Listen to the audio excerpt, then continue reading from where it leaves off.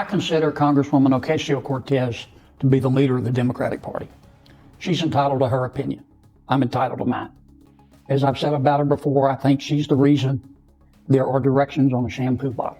And our plan for dealing you didn't plan that out. We got to hurry. Our plan for dealing with her is called Operation Let Her Speak. But I don't think Senator Schumer is the person in charge, because Senator Schumer is not the leader of the socialist wing of his party.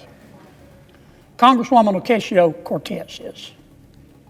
She's running the show. It was no accident the other day the Congresswoman let it slip. She said, if you really want to negotiate an end of this shutdown, come see me. In politics, the loudest voice is often the one running from the truth, and tonight the truth is impossible to ignore, so grab whatever keeps you awake, coffee, whiskey, water, or champagne, because this moment is going to keep you locked to the screen. Senator John Kennedy did not simply criticize Alexandria Ocasio-Cortez over the shutdown chaos, he completely dismantled the argument and delivered a line that instantly set Washington on fire, saying she is the reason there are instructions on a shampoo bottle. This was not just another political exchange, it was a full spotlight on what he called a shutdown driven by theater instead of solutions. After decades watching Washington drama, even seasoned observers say this situation feels less like governing and more like performance politics, and John Kennedy made it clear he believes the entire mess goes far beyond disagreement and straight into political absurdity. Well, the shutdown melodrama continues. I love the smell of melodrama in the morning. It smells like the United States Senate.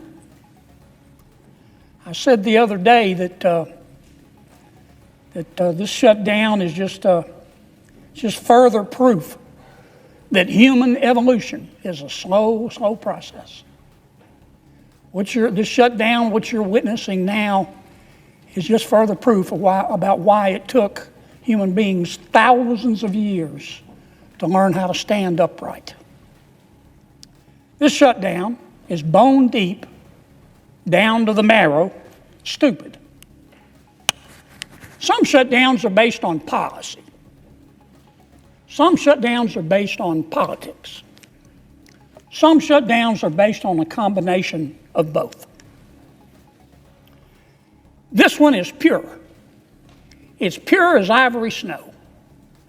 This shutdown is based on politics. Let me tell you what's going on. I believe in a two-party system, Mr. President. Why? Because two parties create competition. And competition makes all of us better. It does. The Democratic Party, the opposite of my party, the Republican Party. The Democratic Party is competing within itself right now. And there is a distinct wing of the Democratic Party that is winning that competition. If I wanted to use a pejorative expression, I would call it the loon wing of the party. The loon wing of the Democratic Party. Or you might call it the Bolshevik wing of the Democratic Party. I think a more accurate description is to call it the socialist wing of the Democratic Party. I think that's fair. Now, I'm not saying that all of my Democratic friends are socialists, but there is clearly a wing of the Democratic Party that can only be described accurately as the socialist wing of the party. And that party is in ascendancy. That party is in control. Now, my friend Senator Schumer is the leader of the Democrats in the United States Senate, and he, of course, has instructed his colleagues to vote to shut down government. And Senator Schumer has been criticized for that, and I understand. I don't agree with him. I think he made a mistake. But I don't think Senator Schumer is the leader of this effort. I don't.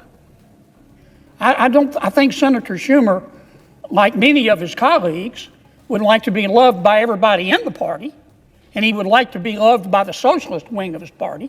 And I do think that's part of what is motivating this shutdown, and that's why I say it's all about politics. Any fair-minded person has to look right now and say that the two leading members, the quarterback the two leading members of the socialist wing of the Democratic Party, the quarterback is Congresswoman Ocasio-Cortez. Now, her substitute is Senator Bernie Sanders.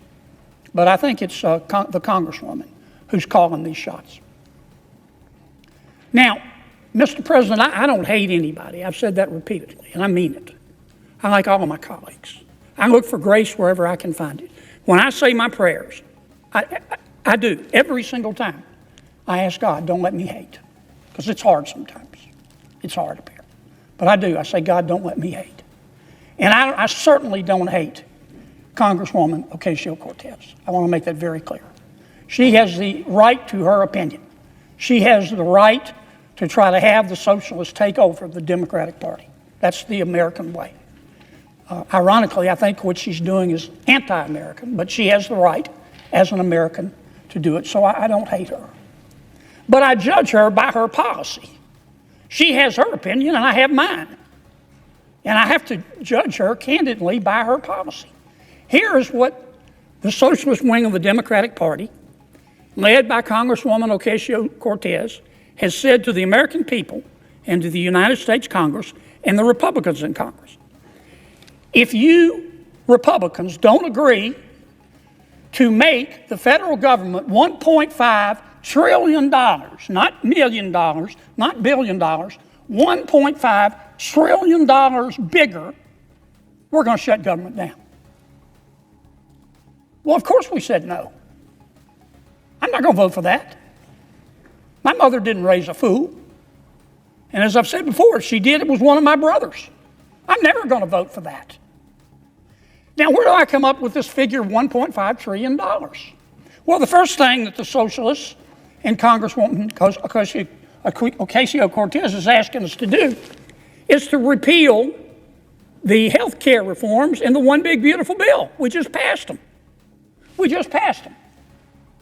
Here it is, Subtitle B, Health in the One Big Beautiful Bill. Now, we didn't cut Medicaid in the One Big Beautiful Bill. In fact, under our bill, Medicaid is going to increase 2% a year over the next 10 years.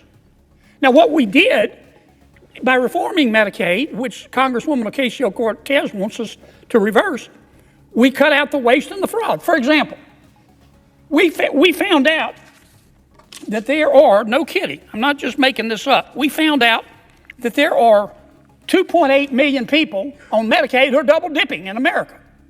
They're either signing up for Medicaid in Louisiana and Mississippi, double dipping, or they're signing up for Medicaid in Louisiana and they're signing up for the Obamacare subsidies. That's called cheating. Our bill would put an end to that.